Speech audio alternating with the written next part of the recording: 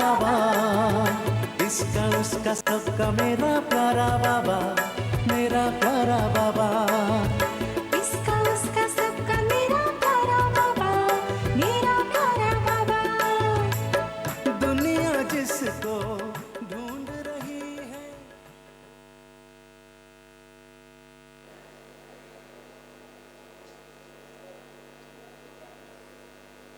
ஓம் சாந்தி. இந்த முதல் வரிசை வந்து சகோதரிகளுக்கான வரிசை. அதை விட்டுட்டு நம்ம வந்து செகண்ட் ரோல இருந்து எல்லாரும் எடுத்துக்கலாம்.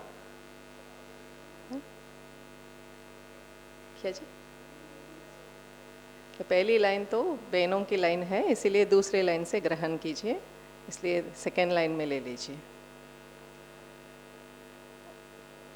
ஓம் சாந்தி. பாபா நமக்கு முரளியில் சொல்லியிருக்காங்க பலமுறை, அதாவது ஒரு கண்ணில் முக்தி இருக்கணும், இன்னொரு கண்ணில் ஜீவன் முக்தி இருக்கணும் அப்படிங்கிற மாதிரி சொல்லியிருக்காங்க.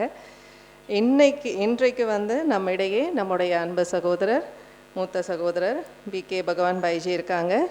இன்றைக்கி வகுப்பினுடைய தலைப்பு என்ன அப்படின்னா, சங்கம யுகத்தினுடைய ஜீவன் முக்த நிலை. சங்கம யுகத்திலேயே நாம் எப்படி ஜீவன் முக்தி நிலையை வந்து அனுபவம் செய்யணும் அப்படிங்கிற விஷயங்களை நம்ம இடையே எடுத்து வைப்பாங்க. आइए हम सब भगवान भाई जी से सुनेंगे आज का सेशन. ओम शांति. बड़ा सुंदर विषय है, संगम युग में जीवन मुक्त स्थिति. जीवन में रहते हुए भी, कारोबार करते हुए भी मुक्त रहना, क्योंकि संगम युग में हमें जीवन मुक्त बनने के संस्कार डालने हैं. एक होता है मुक्ति, दूसरे होते हैं जीवन मुक्ति. मुक्ति होते हैं द्वापर और कलयुग आत्माओं की, और जीवन मुक्त बनते हैं सतयुग और त्रेतायुग वाले. लेकिन हमें उस जीवन मुक्ति का अनुभव संगम युग में करना है. जीवन में रहते हुए भी मुक्त, क्योंकि जो जीवन में रहते हुए भी मुक्त हैं वो कर्म योगी बन सकता है, वो निरंतर योगी बन सकता है, वही संस्कारों को परिवर्तन कर सकता है. भट्टी का लक्ष्य है ना संस्कार परिवर्तन. तो संस्कार परिवर्तन करने के लिए जीवन मुक्त स्थिति चाहिए. अगर कोई आपको बंधन है, संस्कारों का बंधन, परचिंतन का बंधन, देह अभिमान का बंधन, मैंपन का बंधन, क्रोध का बंधन, कई बंधन है. अगर ये है तो जीवन मुक्ति स्थिति की अनुभूति नहीं है. और जो मुक्त नहीं है वो दुखी है. भगवान मिलाए हैं तो भी अगर कोई मुक्त नहीं है वो दुखी है. और बाबा के बच्चे दुखी, ये कैसे हो सकता है? इसीलिए हमें मुक्त बनना है. जीवन मुक्त स्थिति की अनुभूति करने के लिए सबसे पहले हमें देह अभिमान से, देह के भान से मुक्त बनने की जरूरत है. देह भान से मुक्त बनना यह जीवन मुक्ति में जाने का द्वार है. अगर मुझे जीवन मुक्त बनना है, मुझे अशरीरी बनना है, विदेही बनना है, निराकारी बनना है. इससे आपके संस्कारों के बंधन कट जाएंगे, विकारों के बंधन कट जाएंगे. जो आदत है उसका बंधन, सारे बंधन को काटने का आधार है देह अभिमान के बंधन को काट दो. इसलिए रोज के मुरली में बाबा कहते बच्चे आत्मा समझो, बच्चे आत्म अभिमानी बनो.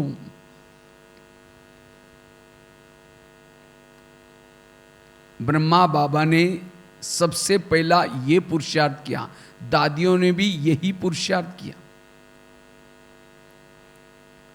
अगर मुझे कोई बंधन है, इसका मतलब मैं देही अभिमानी नहीं हूं. सबसे बड़ा विकार है देह का भान। जैसे राम रावण का युद्ध चलता है, राम क्या करता है, रावण का एक सिर काट देता है, सिर तो कट जाता है, दोबारा जुड़ जाता है, फिर काट देता है, फिर जुड़ जाता है, फिर काट देता है, फिर जुड़ जाता है। राम परेशान हो गए। विभीषण आया और राम के कान में दो चार बातें सुनाई, ये ऐसा नहीं मरेगा, उसके नाभि में तीर लगाओ। और जब नाभि में तीर लगाए तो रावण क्या हो गया, मर गया। इसी तरह आज हम भी, कोई 20 साल से, कोई 30 साल से, कोई 50 साल से, कोई 5 साल से, 6 साल से रावण के गले काटने में लगे हैं। कभी काम का काट देते हैं, महीने 2 महीने के बाद फिर जुड़ जाता है, फिर काट देते हैं, फिर जुड़ जाता है। क्यों? क्योंकि हमने रावण के नाभि में तीर नहीं लगाया। नाभि अर्थात देह का भान।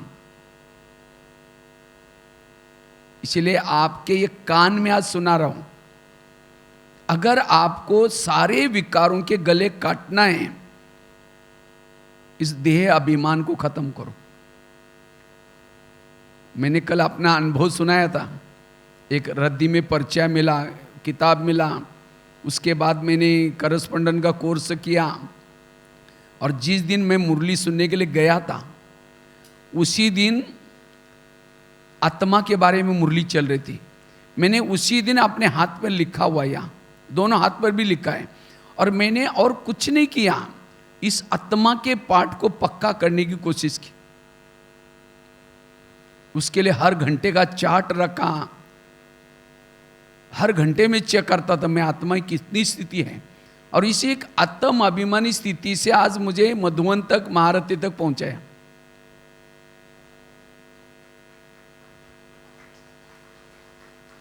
इसीलिए नहीं तो मैं कभी 2 शब्द किसी को बोल नहीं सकता था, मैं डरता था। बहनें भी मेरे को मधुवन में नहीं भेज रही थी, लेकिन हमने ये पाठ को पक्का किया, और इसी के आधार से आज खूंखार कैदियों के सामने जाकर के बोल सकते हैं, कोई भी डर नहीं, भय नहीं। ये ऊर्जा कहाँ से? आत्माभिमानी स्थिति से। इसलिए अगर आपको अपने संस्कारों को परिवर्तन करना है, जीवन मुक्त स्थिति की अनुभूति करनी है, ये आत्मा का लेसन पक्का चाहिए। सीता के सामने जब रावण आता है, वो माचिस तीली जला करके रख देती है ऐसी, रावण उसको टच भी नहीं करता,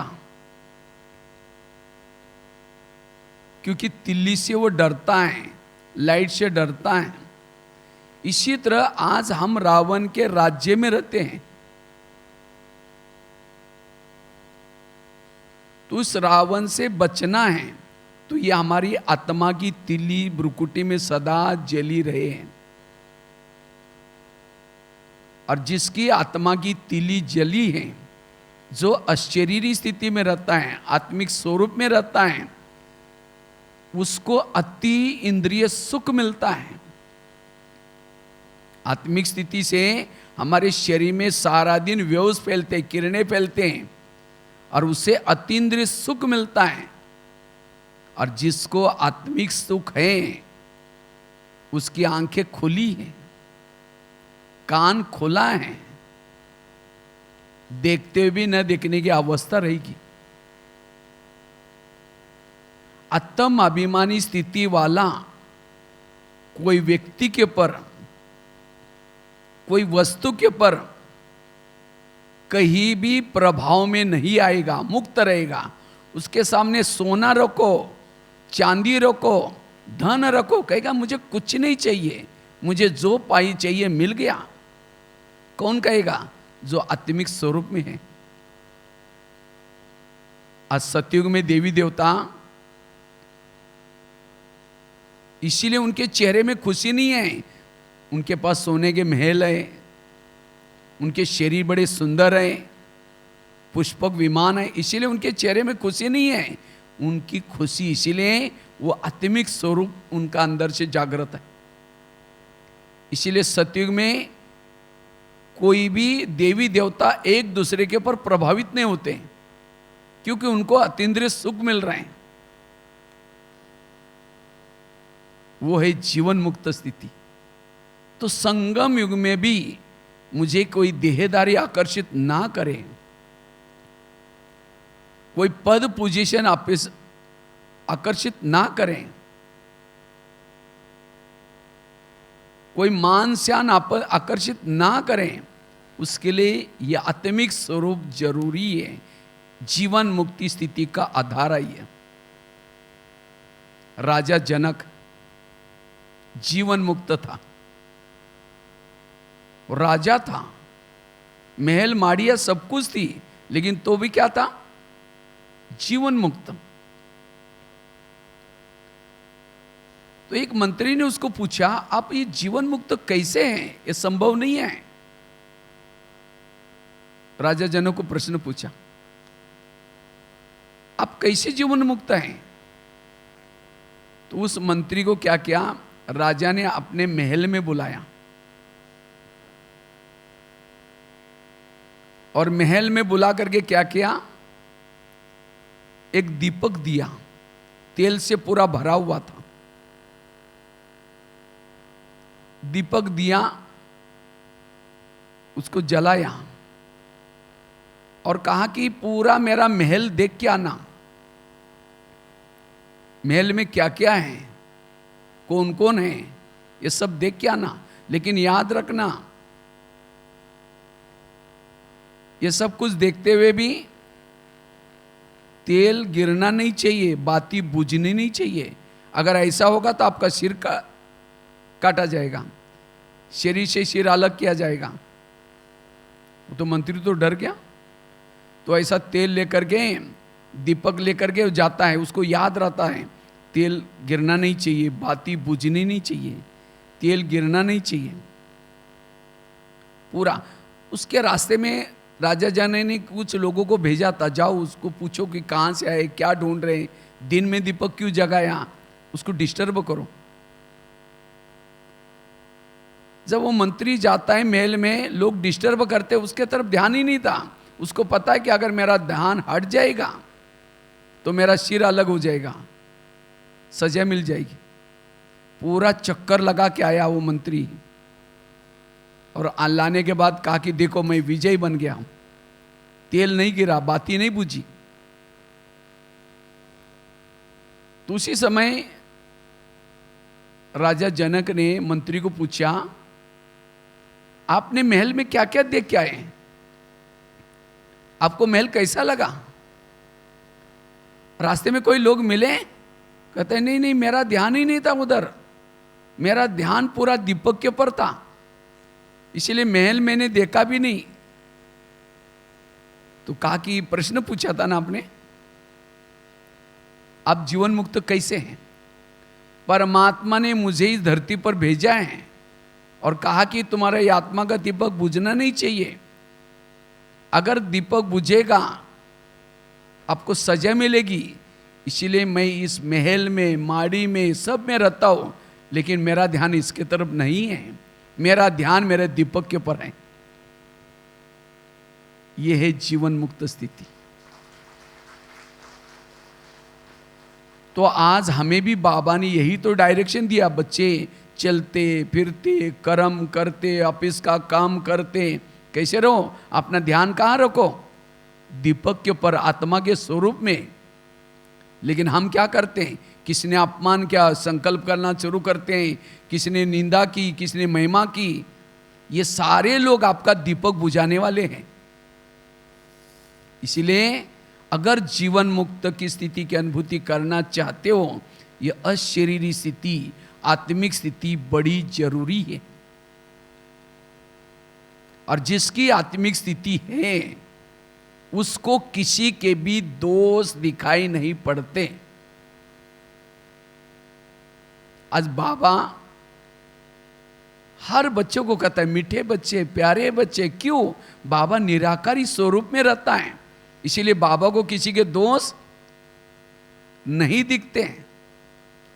इसीलिए हमें भी क्या करना है, इस आत्मिक स्वरूप में जितना रहेंगे